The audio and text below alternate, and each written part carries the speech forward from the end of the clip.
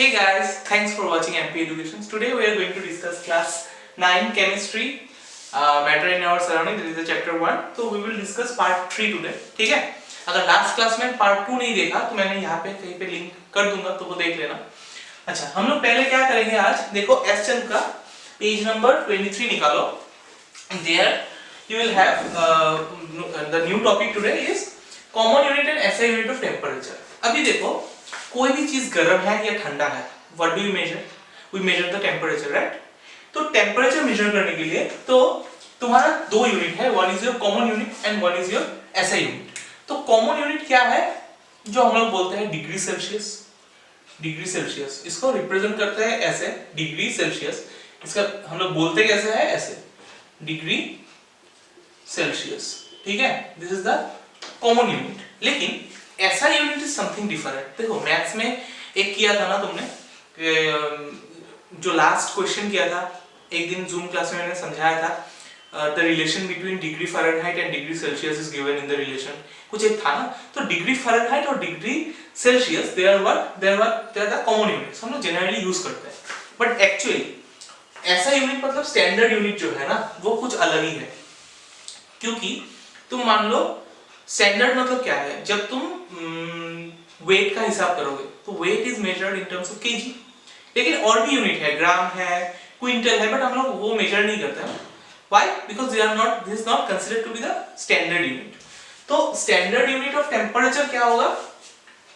Kelvin. उसका नाम है केल्विन, KELVIN. ठीक है, उसको रिप्रेजेंट करते हैं स्मॉल के से. ठीक है, तो अभी तुम्हारा अगर पूछे what is the SI unit of temperature तो उसका नाम बोलेंगे केल्विन. डिग्री केल्विन नहीं लिखते हैं. ठीक है, तो अभी कोई अगर टेम्परेचर डिग्री सेल्सियस में दिया है, तुमको अगर केल्विन में कन्वर्ट करना है, या फिर केल्विन पे दिया है उसको डिग्री सेल्सियस में कन्वर्ट करना है, बोथ वे पॉसिबल. ठीक है, इंटर कन्वर्शन पॉसिबल. जैसे 1 kg इक्वल्स टू 1000 ग्राम लिख सकते हैं. मतलब क्या है? रिलेशन बिटवीन केजी एंड ग्राम. तो यहाँ पे भी डिग्री और केल्विन का रिलेशन देखो, याद रखना. रिलेशन यहाँ पे लिख देता हूं, रिलेशन बिटवीन डिग्री सेल्सियस उठा लेना नोट. ठीक है, ऐसे करके, एंड केल्विन. तो डिग्री सेल्सियस याद रखना, 0 डिग्री सेल्सियस इक्वल्स टू क्या होगा? 273 केल्विन. ठीक है, एकदम ये पूरा मार्क करके रखो, बॉक्स करके रखो. 0 degree Celsius equals to 273 Kelvin. अभी मान लो 1 डिग्री अगर चाहिए तो देखो 0 से 1 डिग्री मतलब कितना डिग्री बढ़ा? 1 डिग्री बढ़ा. तो स्पेशली क्या करना पड़ेगा? 273 के साथ 1 को ऐड करना पड़ेगा, तो दैट विल बिकम 274 डिग्री. ठीक है, तो ऐसे करके तुम अगर 0 डिग्री से अगर केल्विन में लेना है तो तुम क्या करोगे? 270 को ऐड करने से ही हो जाएगा. मतलब मान लो x डिग्री सेल्सियस है, उसको अगर तुमको केल्विन में कन्वर्ट करना है, केल्विन कितना केल्विन होगा? तो x degree Celsius equals to तुम्हारा क्या होगा? x plus 273 Kelvin. ठीक है, 270 के साथ अगर प्लस कर दोगे तो तुम्हारा केल्विन में निकल जाएगा. ठीक है, this is the first point to be noted. तो ये पॉइंट भी नोट कर लो कि x केल्विन होने से x के साथ 273 केल्विन, x डिग्री होने से x के साथ 273 जब ऐड करोगे that will become your kelvin. ठीक है, और तुम्हारा मान लो उल्टा है, मतलब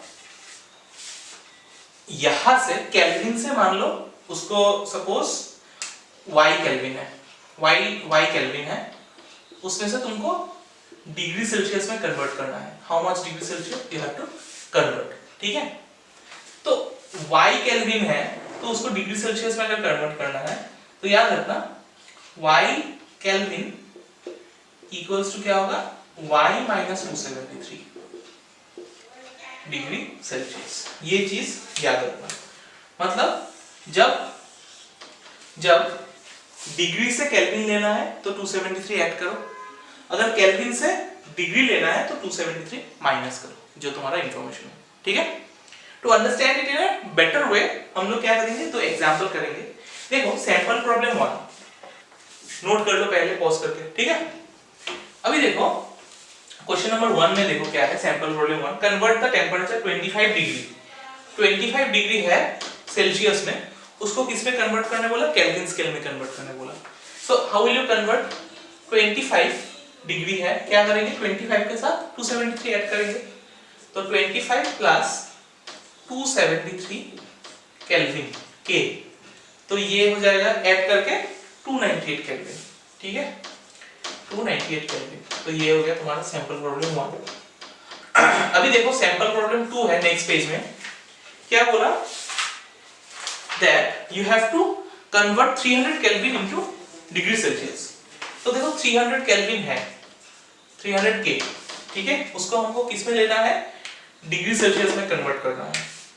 तो 300 केल्विन को अगर डिग्री सेल्सियस में कन्वर्ट करना है तो क्या लिखेंगे, 300 माइनस 273, ये चीज भूलना मत, तब तुम्हें डिग्री सेल्सियस हो जाएगा। तो 300 माइनस 273 करने से कितना आएगा 27, तो 27 डिग्री सेल्सियस, ठीक है, समझ में आया।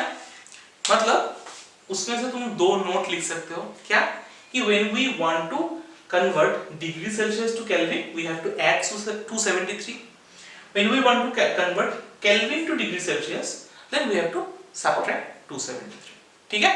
तो this is the way of doing, समझ में आया था। Okay, now you see we will talk about change of state of matter। अभी states of matter कितना है पहले बताओ।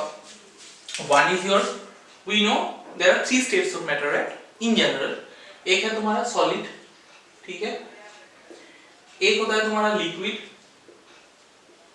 ठीक है, और एक क्या होता है गैस, ठीक है। So these are the three states of matter. अभी change of states of matter मतलब क्या है, तुम देखो, तुम एक आइस का कंसीडर करो, if you consider ice, when the ice ice is melted, जब आइस मेल्ट होता है तब क्या होता है, वो लिक्विड में कन्वर्ट होता है, दैट मींस पानी ना। उसको अगर तुम फिर से हीट करना चालो मतलब चालू करोगे तो they will start boiling, water will start boiling and it will evaporate, वो इवापोरेट हो जाएगा। तो तुम्हारा क्या हो रहा है, मतलब solid can be converted into liquid and gas can liquid can be converted into gas. तो change of state of matter possible हो सकता है। So how are the changes occurring, मतलब चेंज क्यों हो रहा है, ठीक है। There are two effects but there are two ways by which we can change the states of matter। अभी सॉलिड से लिक्विड ऐसे तो नहीं होगा, कैसे करना पड़ेगा तुमको, उसको हीट करना पड़ेगा, मतलब टेम्परेचर इंक्रीज करना पड़ेगा। फिर लिक्विड से गैस, उसको भी क्या करना पड़ेगा, सॉलिड से लिक्विड से गैसियस में कन्वर्ट करने के लिए हीट करना पड़ेगा। So what we are trying to establish is here is that कि हम लोग यहाँ पे टेम्परेचर को चेंज करने से क्या होगा, सॉलिड स्टेट, लिक्विड स्टेट या फिर गैसियस स्टेट में चेंज होता है, ठीक है।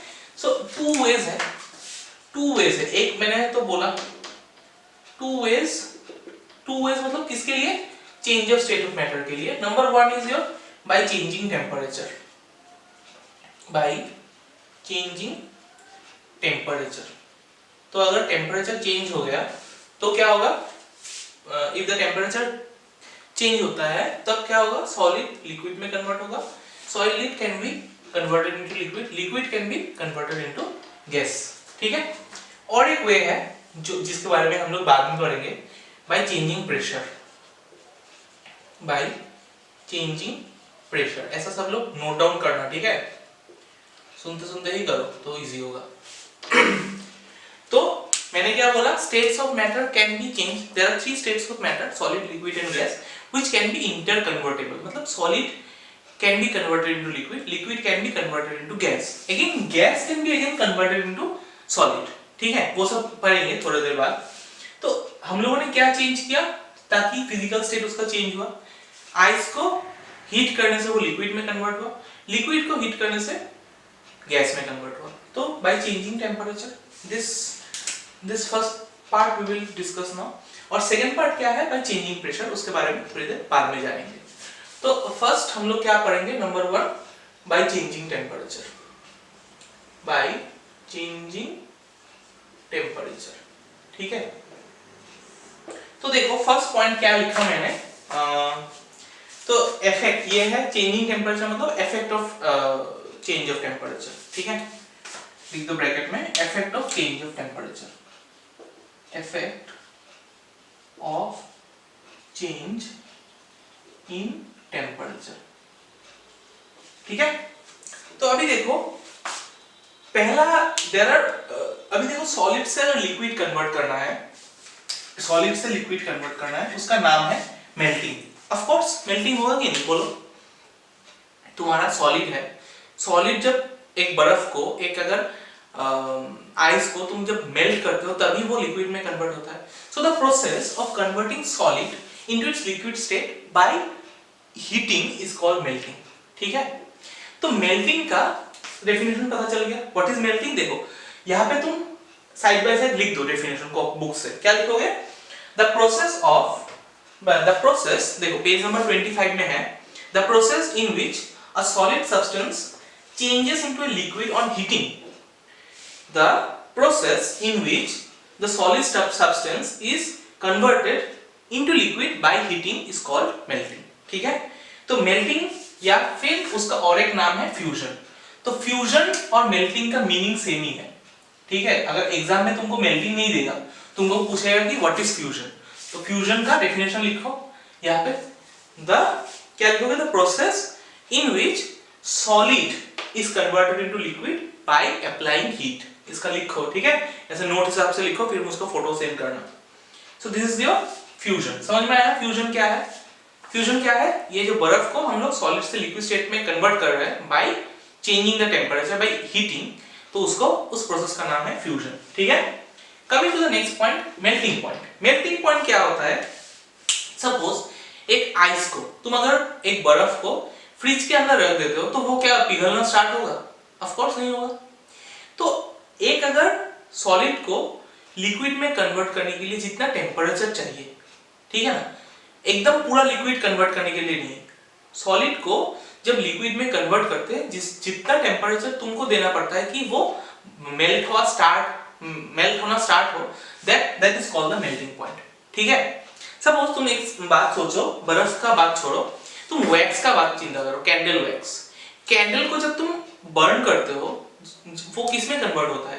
वो सॉलिड में रहता है पहले, but when you start heating it will convert into liquid state. होगा कि नहीं, बोलो? ऑफ कोर्स होगा। तो वो जो टेम्परेचर, जितना टेम्परेचर तुम अभी देखो, तुम अगर टेम्परेचर ज्यादा बढ़ा दोगे तो जल जाएगा वो, ठीक है, वो नहीं चाहिए।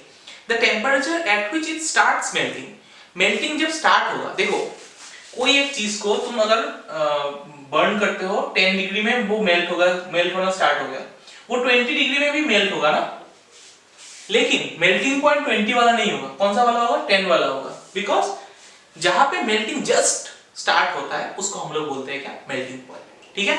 तो मेल्टिंग पॉइंट का डेफिनेशन क्या लिखोगे? देखो बुक में है, the temperature at which a solid substance melt and changes into liquid at atmospheric pressure. ये बात याद रखना, एटमॉस्फेरिक प्रेशर ये टर्म को मतलब छोड़ना मत, बिकॉज हम लोग जब टेम्परेचर चेंज करेंगे तो प्रेशर को हम लोग चेंज नहीं करेंगे, ठीक है ना। तो क्या लिखेंगे इसका डेफिनेशन? द टेम्परेचर एट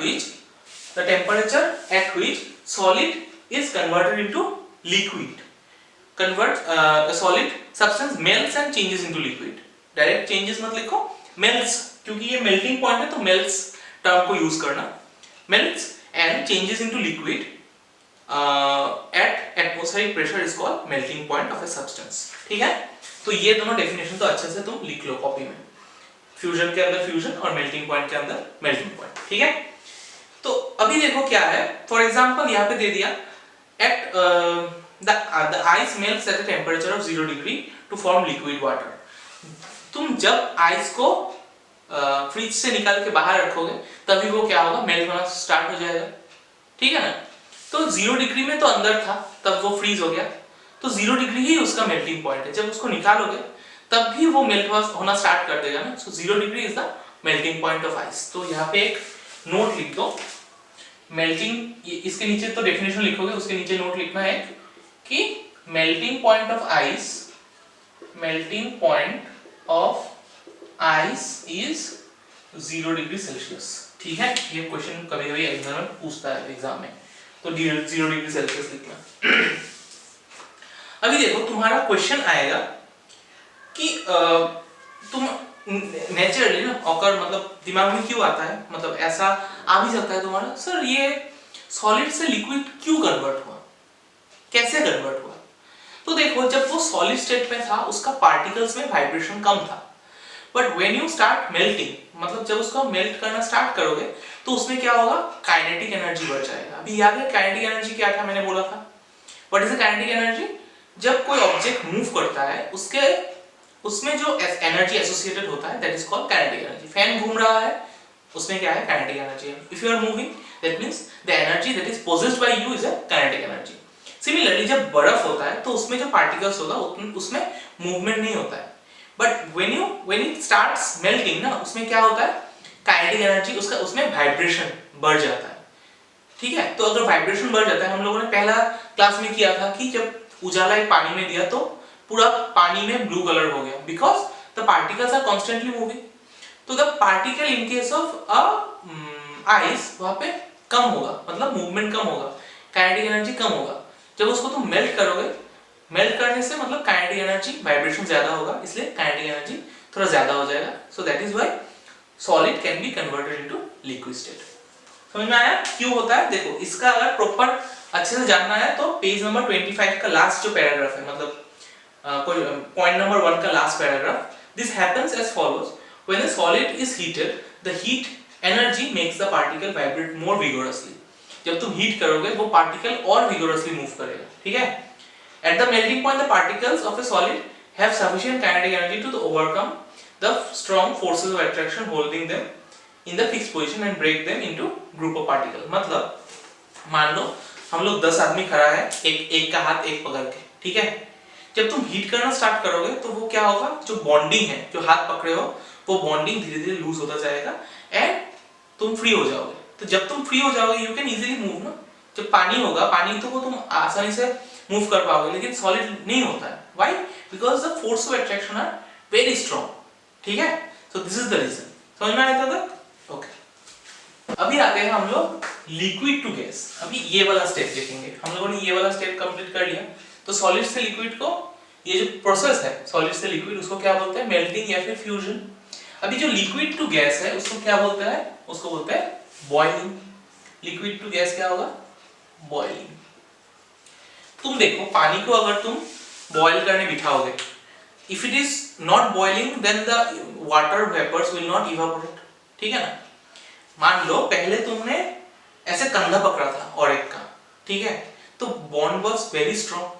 वो सॉलिड के केस में जब तुमने हीट किया तो क्या हो गया, तुमने कंधे से हाथ निकाल के तुमने हाथ में पकड़ा, मतलब क्या हो गया, उसका बॉन्ड थोड़ा सा लेस हो गया। ठीक है, जब उसको फिर से हीट किया, मतलब उसका काइनेटिक एनर्जी फिर थोड़ा बढ़ा है, तब क्या होगा, वो पूरा ही फ्री हो जाएगा और इवेपोरेट हो जाएगा। मतलब it is kinetic energy is so much that they no longer be able to stick together। उसका फोर्स ऑफ अट्रैक्शन तुमने ब्रेक कर दिया, तो वो किस में कन्वर्ट हो गया, गैसियस स्टेट में कन्वर्ट हो गया। ठीक है, तो तुम्हारा अगर पूछे बॉइलिंग क्या है, boiling and vaporization are the same thing, यही बॉइलिंग है। जैसे मेल्टिंग और फ्यूजन सेम है, सिमिलरली बॉइलिंग और वेपराइजेशन सेम है। तो बॉइलिंग क्या है या फिर वेपराइजेशन क्या है, मेल्टिंग क्या था, the process in which solid is converted into liquid. तो वेपोराइजेशन क्या होगा, the process in which liquid is converted into gas by application of heat. तो यहाँ पे देखो डेफिनेशन अच्छे से लिखा है, तुम वहां से इसके नीचे इसका डेफिनेशन लिखोगे। क्या लिखोगे, the process in which liquid substance changes into gas rapidly on heating is called boiling. जिस प्रोसेस से लिक्विड गैस में कन्वर्ट होता है by the application of heat, उसको बोलते हैं हम लोग वेपोराइजेशन या फिर बॉइलिंग। ठीक है, तो बॉइलिंग पॉइंट कौन सा होगा, देखो तुमने टेम्परेचर दिया वाटर में, तब वो 100 डिग्री जब रीच किया तब वो बॉयल होना स्टार्ट होता है ना। लेकिन 120 डिग्री में भी तो वो बॉयल होगा, लेकिन स्टार्ट कहाँ पे हुआ बॉइलिंग, एट 100 डिग्री।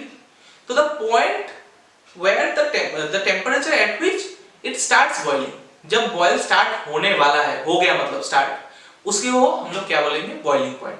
100 से 101 में भी बॉयल होगा, 102 में भी बॉयल होगा, but we will not consider. कहां पे हम लोग कंसीडर करेंगे, जहां से वो बॉयल होना स्टार्ट होता है। ठीक है, सो द क्या बोला प्रोसेस, इस बॉइलिंग पॉइंट देखो क्या लिखा, the temperature at which a liquid boils and changes rapidly into gas at atmospheric pressure is called boiling point. ठीक है, तो इसके अंदर में लिख दो बॉइलिंग पॉइंट। समझ में आया? और इसका भी अगर रीजन पूछे कि अच्छा वाटर का बॉइलिंग पॉइंट क्या है, अगर पूछे तो वो लिखोगे 100 डिग्री सेल्सियस। तो यहाँ पे नोट लिख के लिख दो, मेल्टिंग पॉइंट ऑफ आइस था तो boiling point of water is 100 degree Celsius. ठीक है, अभी अगर क्वेश्चन पूछे कि ऐसा क्यों होता है, मतलब व्हाई लिक्विड से गैस क्यों कन्वर्ट होगा, ये जो मैंने बोला अभी, तुम पहले हाथ पकड़े थे, पहले कंधा पकड़े थे, तब सॉलिड से लिक्विड हो गए। अभी जब कंधा से हाथ में आया, हाथ को फिर से तुमने काइनेटिक एनर्जी देना स्टार्ट कर दिया, तो वो भी छूट जाएगा बॉन्ड। ठीक है, and it will get the sufficient energy, sufficient kinetic energy कि वो एक दूसरे के साथ टच में नहीं रहेंगे, मतलब there is a breaking of the bond. ठीक है, तो बॉन्ड ब्रेक करने से वो क्या होगा, इजीली इवेपोरेट करेगा। ठीक है, तो इसमें क्या किया, फिर से तुमने काइनेटिक एनर्जी ही दिया बाय हीटिंग। जब तुम हीट करोगे तब उसमें काइनेटिक एनर्जी बढ़ेगा। ठीक है, समझ में आया तक? ओके, अभी देखो नंबर सी जानेंगे हम लोग, गैस टू लिक्विड। तो देखो ये वाला उल्टा प्रोसेस है। तो पहले वाला हमने किया था सॉलिड टू लिक्विड, जो था उसको क्या बोलते थे हम लोग, फ्यूजन या फिर मेल्टिंग, फ्यूजन। ठीक है, लिक्विड से जब गैस में कन्वर्ट हुआ उसको हम लोगों ने बोला क्या, बॉइलिंग या फिर वेपोराइजेशन। तो ये बॉइलिंग। अभी क्या पढ़ेंगे, उल्टा में, रिवर्स रिएक्शन। रिवर्स मतलब हम लोग गैस से भी लिक्विड कन्वर्ट कर सकते हैं। तो गैस से अगर लिक्विड में कन्वर्ट किया तो उसको बोलेंगे कंडेंसेशन। ठीक है, गैस से लिक्विड में कन्वर्ट मतलब तुम ये देखना, पिक्चर पेज नंबर 26 में देखो, एक पिक्चर है। तुमने एक केटली में वाटर बॉईल किया। ठीक है, तो वहां से जो स्टीम निकला उसने तुमने एक फ्राइंग पैन में रखा और फ्राइंग पैन के ऊपर तुमने बर्फ रख दिया। तो वो क्या हो जाएगा, वो स्टीम तो क्या था, स्टीम मतलब वाटर का गैसियस स्टेट था ना। तो उसने जब तुमने किस में रखा, आइस के नीचे रखा ना, तो वो क्या हो जाएगा, लिक्विड में कन्वर्ट हो जाता है। तुम ऐसा सिंपल बात सोचो, सपोज एक गिलास गर्म पानी लिया। ठीक है, गर्म पानी में ऊपर तुमने ढक्कन लगा के रखा, तो वो देखना खोल के थोड़ा टाइम बाद में वो ढकने में क्या होगा, पानी का ड्रॉपलेट जमा हो जाता है। हाँ, मतलब क्या है, वो लिक्विड स्टेट में था, लिक्विड से बॉयल होना का मतलब जब बॉयल होना स्टार्ट किया वो गैसियस स्टेट में कन्वर्ट होना चाहा, लेकिन बिकॉज ऑफ दिस ढक्कन इट वाज स्टिकिंग, मतलब वो गैसियस स्टेट से लिक्विड स्टेट में कन्वर्ट हो गया। तो उसको हम लोग बोलेंगे क्या, कंडेंसेशन। तो कंडेंसेशन का डेफिनेशन क्या लिखोगे यहाँ पे, the process in which the process in which gas is converted into liquid by cooling। यहाँ पे पहले वाला दो जो था, सॉलिड से लिक्विड हीट करना पड़ा, लिक्विड से गैस में भी हीट करना पड़ा, लेकिन यहाँ पे क्या होगा, रिवर्स में कूल करना पड़ेगा। तो देखो इसका डेफिनेशन नीचे है यहाँ पे, the process of changing A gas into liquid bye cooling is called condensation. ठीक है, समझ में आया था? ओके, तो इसका एक नोट लिखो कि कंडेंसेशन किसका ऑपोजिट है, बॉइलिंग का ही ऑपोजिट है क्या, कंडेंसेशन। तो लिख दो, condensation is the opposite of boiling. Boiling, ठीक है, तो बॉइलिंग का ऑपोजिट क्या है, कंडेंसेशन। ठीक है, और लिक्विड से अगर सॉलिड स्टेट में कन्वर्ट करना पड़े तो उसका देखो, लिक्विड से सॉलिड मतलब ये उल्टा वाला जाएगा इसका, लिक्विड से सॉलिड वो होगा तुम्हारा फ्रीजिंग, उसको फ्रीजिंग बोलेंगे। मतलब freezing is the process of solidification. जब तुमने बर्फ से पानी को मेल्ट किया, तो जब हम लोग जब डीप फ्रीज में क्या रखते हैं, बर्फ रखते हैं क्या, नहीं, वी गिव व्हाट, लिक्विड मतलब वाटर देते हैं। लेकिन तुम जब उसको टेम्परेचर और कूल डाउन कर दिया, फ्रिज के अंदर क्या होगा, टेम्परेचर और डिक्रीज करेगा, तो वो क्या किस में कन्वर्ट हो जाएगा, सॉलिड में कन्वर्ट हो जाएगा। ठीक है, तो गैस लिक्विड में कन्वर्ट होने से उसको कंडेंसेशन, लिक्विड सॉलिड में कन्वर्ट होने से उसको फ्रीजिंग।